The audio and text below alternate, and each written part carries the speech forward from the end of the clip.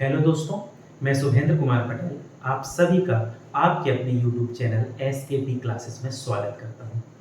आज से हम हमारे चैनल में वीडियो की शुरुआत करने जा रहे हैं, जिसमें हम अपने टॉपिक की शुरुआत करेंगे बायोलॉजी से। पहले हम बायोलॉजी पढ़ेंगे, बायोलॉजी कवर करेंगे, फिर फिजिक्स, केमिस्ट्री, ऐसे धीरे-धीरे सब चलता रहेगा। तो आज हम शुरुआत करते हैं बायोलॉजी से। यदि हम बायोलॉजी टर्म की बात करें तो पहली और सबसे महत्वपूर्ण बात आप याद रखेंगे, बायोलॉजी इंग्लिश का टर्म नहीं है, बायोलॉजी टर्म है ग्रीक लैंग्वेज का। ठीक, इंग्लिश में इसको अपन कहते हैं लाइफ साइंस, है ना। जब कभी आप स्ट्रीम सिलेक्ट करते हो, कोई सब्जेक्ट चुनते हो, तो वहां पर लिखा आता है लाइफ साइंस। लाइफ साइंस मतलब होता है जीव विज्ञान, जिसको अपन कहते हैं बायोलॉजी। बायोलॉजी टर्म है ग्रीक लैंग्वेज का, जिसका उपयोग सबसे पहले 1801 में दो साइंटिस्ट थे, एक का नाम है लेमार्क और उनके साथी थे ट्रेविरेनस। इन दोनों ने सबसे पहले बायोलॉजी टर्म का यूज किया था। अब ट्रेविरेनस को आप ज्यादा नहीं सुने होंगे ना, लेकिन लेमार्क सुना होगा। लेमार्क, डार्विन, दो साइंटिस्ट थे जिन्होंने जैव विकास के बारे में बताया था, ऑर्गेनिक इवोल्यूशन।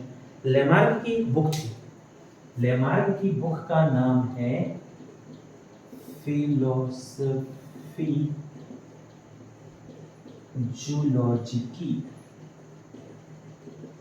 इस बुक में उन्होंने सबसे पहले टर्म यूज किया था बायोलॉजी, जिसको हम आज भी यूज कर रहे हैं। ठीक, 1801 में। अब ग्रीक लैंग्वेज का टर्म है तो कोई ना कोई इसकी मीनिंग होगी। तो इसमें दो टर्म है। फर्स्ट है बायो। बायो का इंग्लिश में मतलब होता है लिविंग थिंग्स। हिंदी में से अपन क्या कहेंगे? जीवित घटक। दूसरा जो टर्म है वो है लॉजी, जिसे अपन कहते हैं स्टडी, जिसका मतलब होता है अध्ययन। तो ये लॉजी तो आप लोगों के लिए नया नहीं है, आप सुनते ही रहते होंगे। स्किन जो है डर्मेटोलॉजी होती है, स्किन की स्टडी। हार्ट की स्टडी को कार्डियोलॉजी कहते हैं। तो लॉजी आपके लिए तो नया है नहीं। अब टर्म है लिविंग थिंग्स, तो अपन कह सकते हैं study of living thing. Hindi में कहें तो जीवित घटक का अध्ययन, उसे हम क्या कहते हैं? बायोलॉजी, या उसे हम कहते हैं जीव विज्ञान। अब बात आती है कि लिविंग थिंग्स किसे कहेंगे। अब कैसे किसी भी कोई ऑब्जेक्ट आपको दिया, कोई भी थिंग्स है, आप उसको कैसे पहचानोगे कि वो लिविंग है? तो इस लिविंग को पहचानने के लिए अलग अलग समय में अलग अलग कैरेक्टरिस्टिक्स इंसान ने अपनी सुविधा से बनाए। जैसे कुछ लोगों का मानना था कि हर वो चीज जो गति करती है, जिसमें मोशन है, वो लिविंग है। फिर का कुछ का कहना था कि जिसमें इमोशन है, फीलिंग है, वो लिविंग है। अलग अलग टर्म चलते रहे, लेकिन हर टर्म हर जगह सही नहीं है। जैसे पेड़ पौधों को हम साइंटिफिक रूप से उनको हम लिविंग तो मानते हैं, लेकिन वो मोशन नहीं करते। बैक्टीरिया, फंगस, वायरस लिविंग है, पर उनके पास इमोशंस नहीं है। तो अलग अलग समय पर अलग अलग रिसर्च होती रही, फिर कुछ बेसिक टर्म निकल कर आए जो डिसाइड करते हैं कि कोई भी लिविंग कब होगा। वो कुछ टर्म है, ठीक, जैसे हर वह चीज जिसमें रेस्पिरेशन हो, रेस्पिरेशन या जिसे अपन कहते हैं श्वसन। ठीक, अब बहुत बड़ा एक कंफ्यूजन है, बहुत सारे लोग ब्रीदिंग और रेस्पिरेशन को एक ही समझते हैं। बोलचाल में ठीक है, आप समझ लो, लेकिन साइंस के स्टूडेंट हो तो आपको दोनों एक नहीं समझना है। ब्रीदिंग का मतलब होता है हमने ऐसा सांस को इनहेल किया, वो जो एयर थी वो अंदर तक गई, हमारे लंग्स तक पहुंची, और जब बाहर आई तो वो बाहर आ गई, ये है ब्रीदिंग।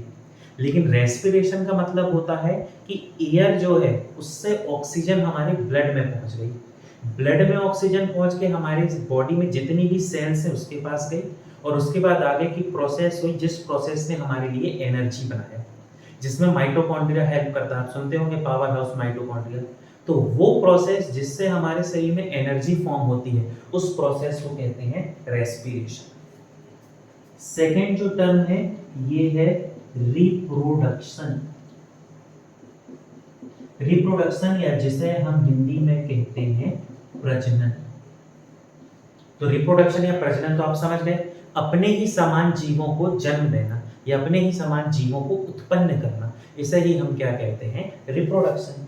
अब रिप्रोडक्शन के तरीके अलग अलग हो सकते हैं, जैसे कुछ होते हैं जो अंडे देते हैं, उन्हें कहा जाता है ओविपोरस, हिंदी में उन्हें अपन कहते हैं अंडुज। कुछ होते हैं जो डायरेक्ट बच्चों को जन्म देते हैं, उन्हें कहा जाता है विविपोरस, हिंदी में इन्हें अपन कहते हैं जरायुज। लेकिन दोनों कंडीशन का मतलब क्या होता है, रिप्रोडक्शन। जो रेस्पिरेशन करे, रिप्रोडक्शन करे। नेक्स्ट इसकी कंडीशन है जिसमें मेटाबॉलिज्म, मेटाबॉलिज्म या हिंदी में इसे अपन कहते हैं उपापचय। मेटाबॉलिज्म अपने आप में बहुत बड़ा टर्म है, इसके बहुत सारे मीनिंग होते हैं। कोई भी कभी भी इसको ऐसे ही नॉर्मल यूज कर लेता है कि मेटाबॉलिज्म मेटाबॉलिज्म, ऐसा नहीं। मेटाबॉलिज्म मतलब वो एक पूरे एक लिविंग को डिफाइन करता है, क्योंकि ये एक ऐसी प्रॉपर्टी है जो सिर्फ और सिर्फ लिविंग में होती है। ठीक है, ग्रोथ है या कोई और जो है वो कैरेक्टर कहीं और भी हो सकते हैं, पर मेटाबॉलिज्म सिर्फ लिविंग में होगा। मेटाबॉलिज्म का मतलब होता है, बिल्कुल बेसिक शब्दों में समझ लो, आगे फिर अपन डिटेल में पढ़ेंगे, किसी चीज का बनना और किसी चीज का टूटना, इन दोनों प्रोसेस को मिला के ही हम कहते हैं मेटाबॉलिज्म। जैसे हमारे शरीर में प्रोटीन सिंथेसिस होता है, प्रोटीन बनता है, हमारे शरीर में ग्लूकोज टूटता है, एनर्जी बनाता है। कहीं पर टूटना कहीं पर बनना, मतलब लाइसिस और सिंथेसिस, इनको जब अपन मिला के पढ़ते हैं तो वो कहलाता है मेटाबॉलिज्म। तो जितने भी लिविंग हैं उनकी सेल में हमेशा चलता रहता है मेटाबॉलिज्म, और मेटाबॉलिज्म मतलब वो किस में आएगा, लिविंग में। और लिविंग की यदि हम स्टडी कर रहे हैं तो उसे हम कहते हैं बायोलॉजी। और एक और आज के समय में, अब जब थोड़ा सा साइंस ने और आगे तरक्की कर ली, इसमें और सुधार हुए हैं, तो एक और फीचर आजकल जुड़ा है लिविंग के लिए, जिस फीचर को हम कहते हैं एडॉप्टेशन। अभी आपको बहुत ज्यादा बुक में नहीं दिखेगा एडॉप्टेशन, या इसे अपन हिंदी में कहते हैं अनुकूलन। अनुकूलन का मतलब क्या हुआ कि मान लो कोई लिविंग है, क्लाइमेट में, एनवायरनमेंट में कोई चेंज होता है, तो उसकी बॉडी उस चेंज को अडॉप्ट करती है, मतलब उसके अनुकूल हो जाती है। जैसे आप पोलर बियर की बात करें, ध्रुवों में पाए जाने वाले जो भालू हैं, उनके शरीर में बाल ज्यादा है, क्योंकि उनको क्या चाहिए, ज्यादा से ज्यादा हीट चाहिए, क्योंकि वहां पर ठंड होती है। फिर अपन जैसे अपन बात करें, जो अपन एक्वेटिक में है, जो इक्वेटर में जो अपन रहते हैं, ठीक है, कहाँ पर, भूमध्य रेखा में अपन लोग जो रहते हैं, अपन यहाँ पर सनलाइट सीधे इफेक्ट करती है, तो सनलाइट में यूवी रेस हैं जो हमारी स्किन को डैमेज कर सकते हैं, तो उससे बचने के लिए हमारी स्किन बनाती है मेलेनिन। मेलेनिन के कारण क्या होता है, हमारी त्वचा जो है वो थोड़ी सी क्या हो जाती है, अश्वेत होती है ना। काली कहना तो उतना सही टर्म नहीं होगा, त्वचा हमारी क्या होती है, अश्वेत हो जाती है। लेकिन जो ठंडे क्षेत्र के लोग हैं, आप देखेंगे उनकी त्वचा श्वेत होती है, क्योंकि वहां पर जो सूर्य का प्रकाश, सनलाइट जो टकराती है, उसका एंगल अलग है। और इक्वेटर में, भूमध्य रेखा में तो सबसे ज्यादा इंटेंसिटी के साथ सनलाइट पहुंचती है, सबसे ज्यादा प्रबलता, तीव्रता के साथ, तो उसको, उससे बचने के लिए हमारी स्किन ने अडॉप्ट कर लिया है। तो ऐसे ही अपने अपने आप को फेवरेबल कंडीशन में, अनुकूल परिस्थिति में ढालना, ये कहलाता है अडॉप्टेशन। अडेप्टेशन का गुण जो है, ये भी स्पेसिफिक कैरेक्टर है जो सिर्फ और सिर्फ लिविंग में होता है। तो अपन क्या कह सकते हैं, हर वो चीज जो रेस्पिरेशन करे, जो रिप्रोडक्शन करे, जिसमें मेटाबॉलिज्म हो और अडेप्टेशन का फीचर हो, ये जिसके पास है उसे हम कहते हैं लिविंग। और साइंस में इसका जहां पर स्टडी करेंगे उसे हम कहते हैं बायोलॉजी। ठीक, यहां तक आपको समझ में आ गया, आगे बढ़ते हैं। अब यदि हम बायोलॉजी की बात करते हैं, तो बायोलॉजी की फील्ड में सबसे पहले जिस साइंटिस्ट ने कार्य किया है, जिसने सबसे ज्यादा कंट्रीब्यूशन दिया है, उनका नाम है एरिस्टोटल। एरिस्टोटल, या उन्हें हम कहते हैं अरस्तु। ठीक, अरस्तु नाम वैसे सुना होगा बहुत, है ना। वो अलग अलग, चाहे आप हिस्ट्री में चल जाओ, पॉलिटी में चल जाओ, उन्होंने हर क्षेत्र में कुछ ना कुछ बोला। फिलोसफर थे वो, दर्शन शास्त्री, तो उन्होंने हर फील्ड में अपना एक कुछ ना कुछ बताया है। एरिस्टोटल, अरस्तु की यदि हम बात करें तो ये ग्रीस के थे, ये, और इन्होंने सबसे पहले बायोलॉजी की फील्ड में बहुत सारे कार्य किए, बहुत सारी चीजें बताई। इसीलिए अरस्तु को कहा जाता है father of biology. Father of biology, या इन्हें अपन कहेंगे, इन्हें कहा जाता है जीव विज्ञान का जनक। ठीक, तो आपसे एग्जाम में पूछेगा फादर ऑफ बायोलॉजी, जीव विज्ञान के जनक किसे कहा जाता है, तो आपका आंसर हो जाएगा एरिस्टोटल। अब इसमें कोई कंफ्यूजन नहीं रखना। यदि आपसे कहा जाए फादर ऑफ मॉडर्न बायोलॉजी, तो भी आपका आंसर एरिस्टोटल ही है। Father of modern biology Aristotle, और सिर्फ इतना लिखा है फादर ऑफ बायोलॉजी, तो भी आपका आंसर हो जाएगा एरिस्टोटल। अब अपन इसमें थोड़ा सा आगे बढ़ते हैं। तो हम जब बायोलॉजी की बिल्कुल इनिशियल स्टेज की बात करें, जब बायोलॉजी बिल्कुल बन रही थी, है ना, उस पर रिसर्च चल रहे थे, काम चल रहे थे, तो उस समय के हिसाब से यदि हम देखें तो बायोलॉजी को स्टडी के पर्पज से दो अलग अलग भागों में बांटा गया था। पहला जो पार्ट है ये है जूलॉजी, जिसे अपन हिंदी में कहते हैं जंतु विज्ञान। सभी ने सुना हुआ, इसलिए नया नहीं है ये सब। और दूसरी जो ब्रांच बनी थी उस समय वो थी बॉटनी, जिसे हम हिंदी में कहते हैं वनस्पति विज्ञान। बहुत कुछ तो आपको नाम से ही क्लियर हो गया होगा। जूलॉजी जंतु विज्ञान, जो होता ना चिड़ियाघर को अपन जू कहते हैं, तो जू में क्या होते हैं, एनिमल होते हैं, इसलिए जूलॉजी का मतलब क्या हो जाएगा, study of animals. Study of animals ही क्या कहलाता है, जूलॉजी। अब बॉटनी वनस्पति, तो इसमें बहुत दिक्कत है नहीं, सीधी सी बात है। स्टडी ऑफ प्लांट,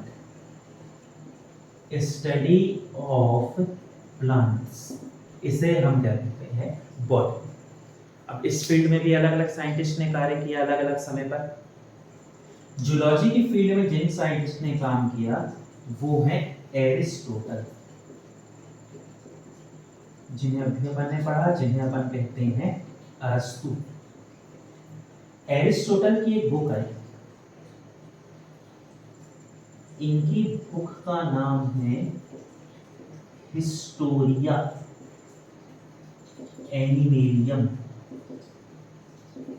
ग्रीक है ना, इंग्लिश में आजकल इसको बदल के क्या कर दिया गया है, हिस्टोरिका एनिमेलियम को हिस्टोरिका एनिमल, ये सब नाम चलते रहते हैं, लेकिन जो इसका ओरिजिनल नाम था वो था हिस्टोरिया एनिमेलियम। इस बुक में इन्होंने क्या किया, लगभग 500 एनिमल्स, 500 जंतुओं के बारे में बताया। अब आप सोच सकते हैं एरिस्टोटल, अरस्तु, ये बहुत पुराना समय है, उस समय साइंस में इतनी ज्यादा खोज नहीं हुई थी, सीमित जानकारी, लिमिटेड नॉलेज के बाद भी इन्होंने क्या किया था, लगभग 500 जंतुओं के बारे में बताया था। इनके इसी कार्य को देखते हुए, इन्हीं जो इन्होंने कंट्रीब्यूशन दिया, इसको देखते हुए इन्हें कहा गया father of zoology. Father of biology तो है ही, साथ ही साथ इन्हें क्या कहा गया, फादर ऑफ जूलॉजी। दोनों कौन हो जाएंगे, एरिस्टोटल, जिन्हें हम कहते हैं अरस्तु। अब यदि बॉटनी की बात करें तो बॉटनी की फील्ड में जिस साइंटिस्ट ने सबसे ज्यादा काम किया उनका नाम है थियोफ्रास्टस। थोड़ा सा अलग नाम है, इनका नाम है थियोफ्रास्टस। थियोफ्रास्टस की भी बुक आई, इनकी बुक का नाम था हिस्टोरिया प्लांटेरियम। Historia plantarum. अब इस बुक में इन्होंने क्या किया, जैसे एरिस्टोटल ने 500 एनिमल्स के बारे में बताया था, इन्होंने अपनी बुक में लगभग 500 पेड़ पौधों के बारे में बताया। हालांकि थियोफ्रास्टस का समय तो काफी कुछ ठीक हो गया था, साइंस में काफी इंप्रूवमेंट हो गए थे, काफी कुछ जानकारी हो गई थी, कंपाउंड माइक्रोस्कोप को भी लोग जानने लगे थे, लेकिन फिर भी इन्होंने अपने आप पे 500 पेड़ पौधों के बारे में बताया, जो बहुत बड़ी बात है। इनके इस कंट्रीब्यूशन को देखते हुए, इनके इस काम को देखते हुए थियोफ्रास्टस को कहा जाने लगा फादर ऑफ बॉटनी। इन्हें कहते हैं फादर ऑफ बॉटनी, वनस्पति शास्त्र का जनक। तो अपन ने यहाँ पे तीन चीजें देखी, father of biology, father of zoology, Aristotle जिन्हें हम कहते हैं अरस्तु। Father of botany Theophrastus. Theophrastus की बुक का नाम हिस्टोरिया प्लैंटेरियम और एरिस्टोटल की बुक का नाम है हिस्टोरिया एनिमेलिया। स्क्रीनशॉट ले लें इसका, फिर अपन आगे बढ़ते हैं।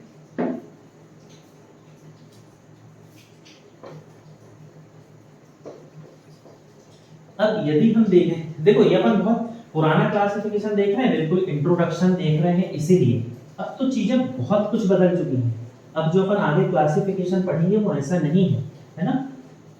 1 kingdom, 2 kingdom, 3 kingdom, 4 kingdom, 5 kingdom, 6 kingdom तक क्लासिफिकेशन आ गया है। उसमें से जो 5 किंगडम क्लासिफिकेशन है आर.एच. हिटकर ने जैसे दिया है वो अपन पढ़ते हैं, वही बुक पे चल रहा है, वही उसी को पढ़ा जा रहा है, क्वेश्चन भी जो है उसी से बनते हैं, है ना। तो अलग अलग क्लासिफिकेशन होता है, अपन बिल्कुल बेसिक देख रहे थे, बिल्कुल इनिशियल। ठीक, अब हम आगे बढ़े अभी बायोलॉजी में। तो बायोलॉजी में अगली जो चीज है ये कहलाती है टैक्सोनॉमी। टैक्सोनॉमी टर्म सुन के बिल्कुल घबराना नहीं है ना। टैक्सोनॉमी ग्रीक टर्म है जिसको इंग्लिश में अपन कहते हैं क्लासिफिकेशन,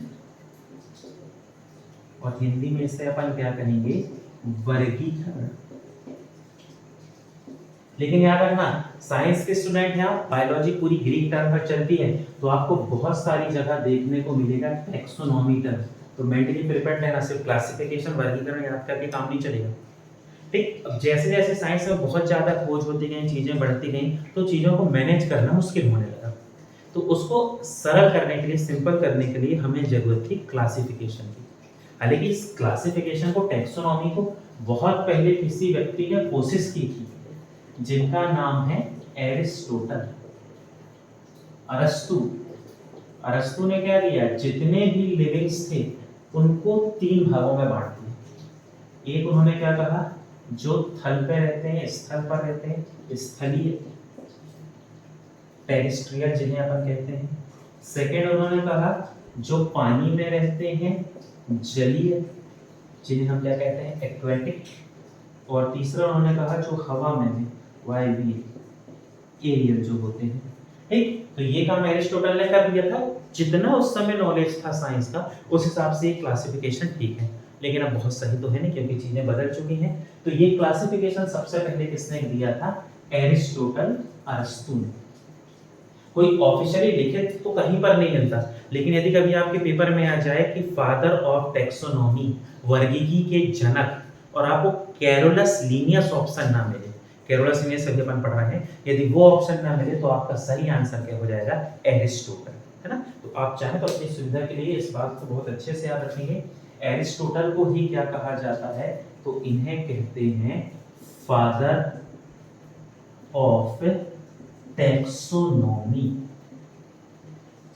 इन्हें कहा जाता है वर्गीकी का जनक। ठीक, फिर साइंस में और इंप्रूवमेंट हुआ और तरक्की हुई, चीजें धीरे धीरे आगे बढ़ती गई, क्लासिफिकेशन में भी फिर बहुत सुधार हुआ।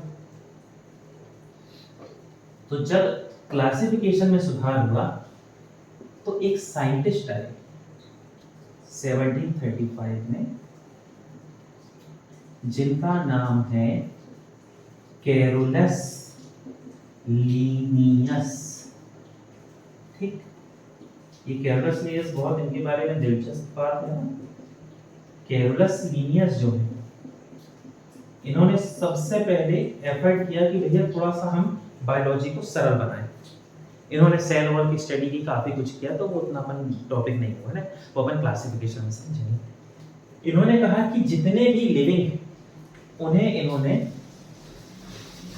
2 भागों में बांट दिया, जिसे कहा जाता है 2 kingdom classification.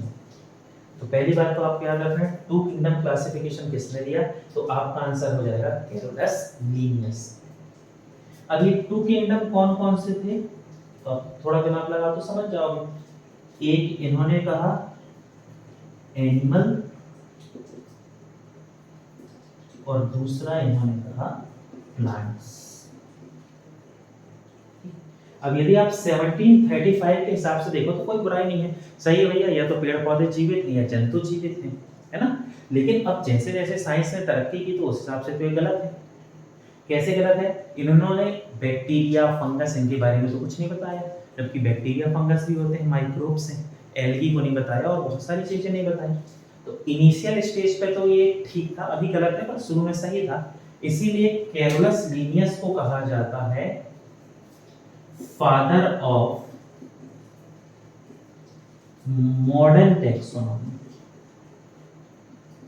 Father of modern taxonomy, आधुनिक वर्गीकी का जनक ये है कैरोलस लीनियस। वैसे कितना लिखा है फादर ऑफ टैक्सोनॉमी? एरिस्टोटल। पर यदि ऑप्शन में एरिस्टोटल नहीं है तो वहां पर आपको उस कंडीशन में आंसर क्या हो जाएगा?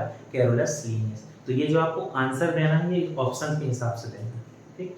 तो कैरोलस लीनियस ने दिया था टू किंगडम क्लासिफिकेशन। अब आगे यदि अपन पढ़े, आप लोग इसका स्क्रीनशॉट ले लें। अब अपन देखते हैं वो टैक्सोनॉमी या क्लासिफिकेशन जो अपन पढ़ रहे हैं आज के समय में, जिसे पढ़ा जाता है, जो सबसे ज्यादा वैलिड मान्य है, जिसे अपन कहेंगे। तो इस क्लासिफिकेशन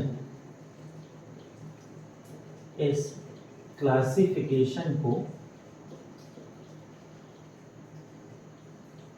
1969 में दिया था R.H. हिटकर। R.H. हिटकर में थोड़ी, अब आप समझ सकते हो कहां वो 1735 कि 1969, तो साइंस तो बहुत तरक्की कर गया था। तो इन्होंने अपना नया क्लासिफिकेशन दिया। इस क्लासिफिकेशन के हिसाब से इन्होंने लिविंग को बांटा 5 भागों में, जिसे हम कहते हैं 5 किंगडम क्लासिफिकेशन।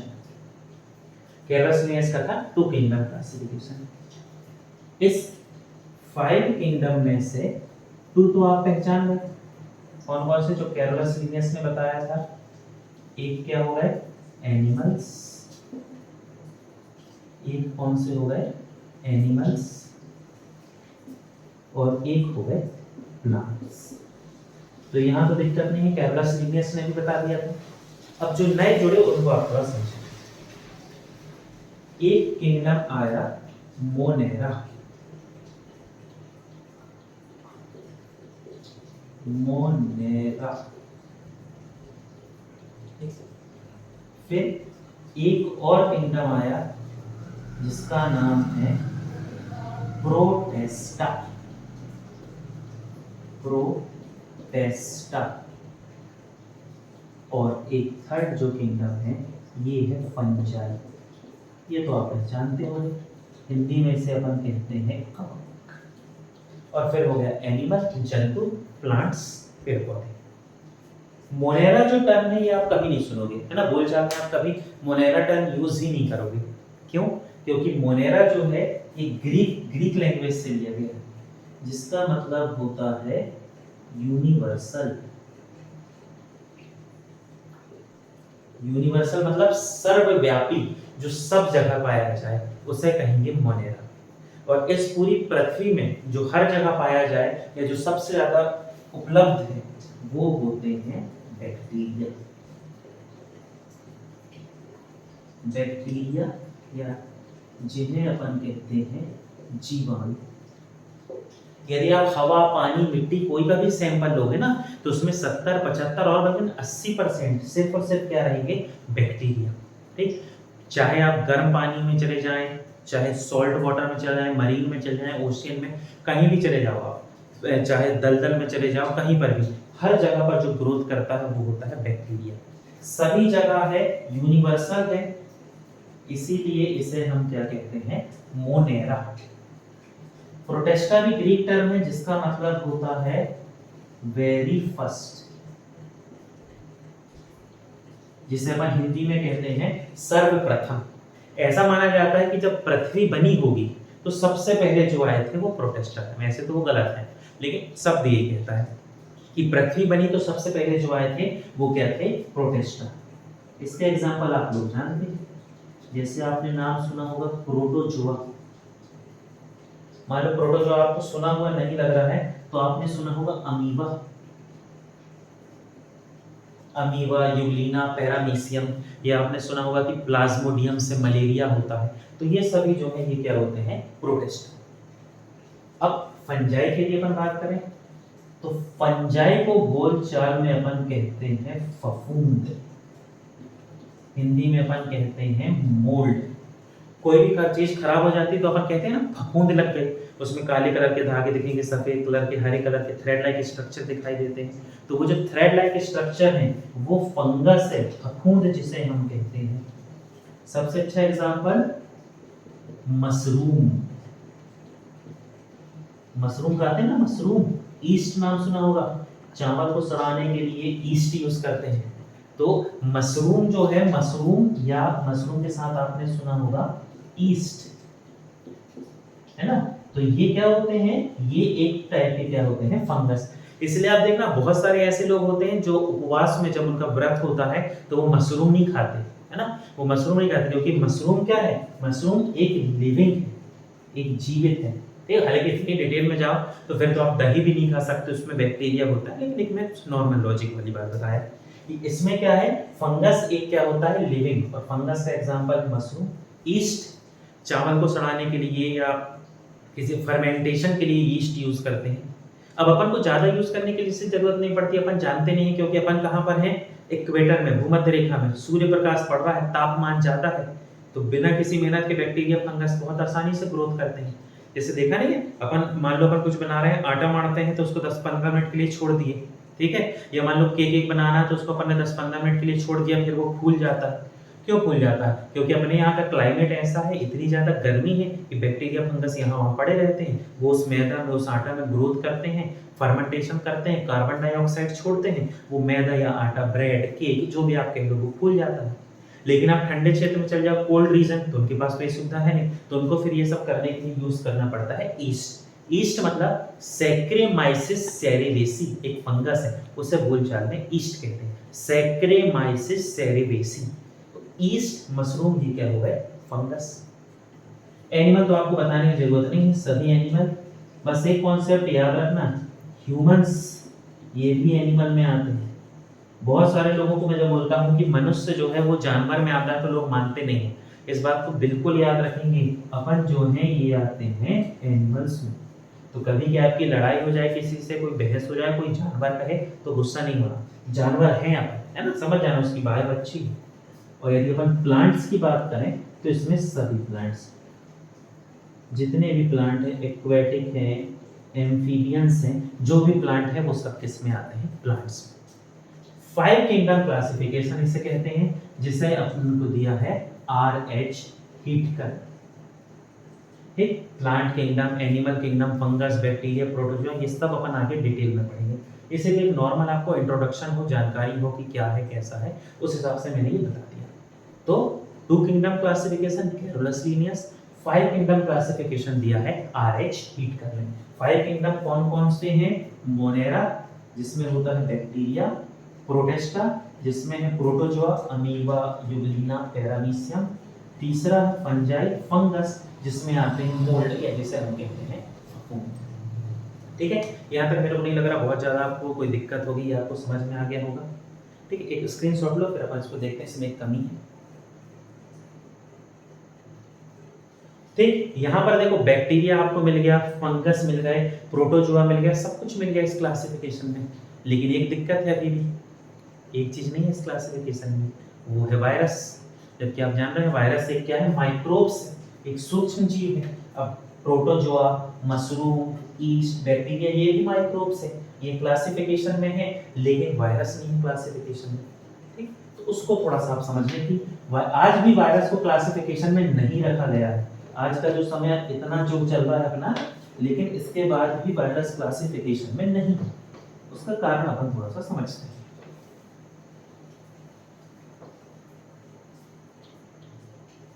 जितने भी लिविंग्स, उनको स्टडी के पर्पस से अध्ययन की सुविधा से दो भागों में बांटा गया है। एक होते हैं सेल्यूलर, जिसे हम कहते हैं कोशिकीय, और सेकंड होते हैं नॉन सेल्यूलर, या जिन्हें हम कहते हैं अकोशिकीय। ठीक, बहुत कुछ तो नाम से समझ गए होंगे। सेल्यूलर मतलब जिसकी बॉडी में सेल है, सेल जैसा कोई स्ट्रक्चर है। नॉन सेल्यूलर मतलब जिसके पास सेल नहीं। अब यदि हम सेल्यूलर की बात करें तो सेल्यूलर मतलब जिसके क्या है, सेल जैसे स्ट्रक्चर है जिसके पास। सेल्यूलर भी फिर आगे चल के इसके टाइप्स हैं। एक है यूनिसेल्यूलर, हिंदी में इसे अपन कहते हैं एक कोशिकीय, और दूसरा इसका टाइप होता है मल्टी सेल्यूलर, या जिसे अपन कहते हैं बहुकोशिकीय।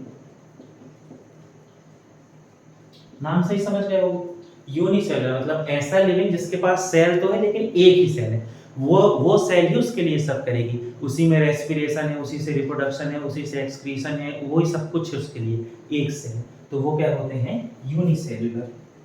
और मल्टीसेलुलर मतलब जिनके पास हर काम के लिए अलग अलग सेल होती है।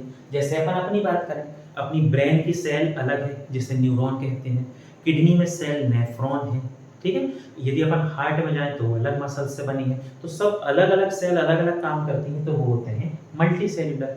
तो मल्टी सेलुलर के लिए तो सीधे सीधे पहले अपन खुद को याद कर लें, तो वहां से अपन क्या देख सकते हैं, एनिमल्स। एनिमल्स आ गया है तो साथ में इसके लाके प्लांट्स और फंगस, ये तीनों क्या होते हैं, मल्टी सेलुलर। अब बचे क्या क्या, तो बच गया बैक्टीरिया, प्रोटोजोआ। तो ये बैक्टीरिया और प्रोटोजोआ क्या होते हैं, यूनिसेलुलर। इनके पास एक ही सेल है जो सब काम कर रहे हैं। एक एक्सेप्शन है इसका, याद रखना, एक फंगस मल्टीसेलुलर है लेकिन ईस्ट, यदि हम ईस्ट की बात करें तो ईस्ट क्या होता है, यूनिसेलुलर। आपसे पेपर में यदि पूछा, ऐसा क्वेश्चन लिखा हुआ है कि फंगस क्या है, तो आपका आंसर हो जाएगा मल्टीसेलुलर। लेकिन नाम ही दे दे कि ईस्ट क्या है, तो ईस्ट भले फंगस है लेकिन ईस्ट जो है ये क्या होता है, यूनिसेलुलर। तो जिसके पास एक सेल है जो सब काम करे, यूनिसेलुलर, हर काम के लिए अलग अलग सेल है, तो वो होता है मल्टीसेलुलर। लेकिन इनके पास सेल है इसीलिए ये क्या कहलाते हैं, सेल। अब बात आती है बैक्टीरिया, इसकी वायरस की। वायरस की जो पूरी की पूरी बॉडी, वायरस जिसे अपन क्या कहते हैं, विषाणु। बैक्टीरिया को अपन कहते हैं जीवाणु, विषाणु। इसकी पूरी बॉडी जो है 94% ये बनी होती है प्रोटीन से, और 6% इसमें होता है जेनेटिक मटेरियल। जेनेटिक मटेरियल मतलब या तो इसके पास डीएनए होगा या इसके पास आरएनए होगा, दोनों नहीं होते।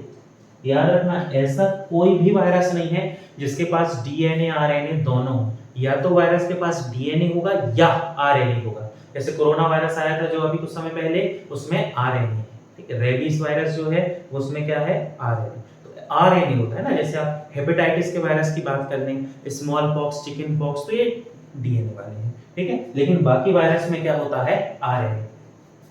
पूरी बॉडी प्रोटीन की बनी है, 6% सिर्फ इसमें क्या है, जेनेटिक मटेरियल। कोई भी ऐसे कैरेक्टर नहीं है वायरस में जिसको अपन कह दें कि सेल है। आप ऐसा नहीं कह सकते कि वायरस के पास सेल वॉल है, सेल मेम्ब्रेन है, एनर्जी बनाने के लिए माइटोकॉन्ड्रिया, कुछ नहीं उसके पास। उसकी बॉडी सिर्फ ये दो चीजों से बनी है, सेल जैसा कुछ नहीं है। इसीलिए वायरस को कहा जाता है नॉन सेल्यूलर।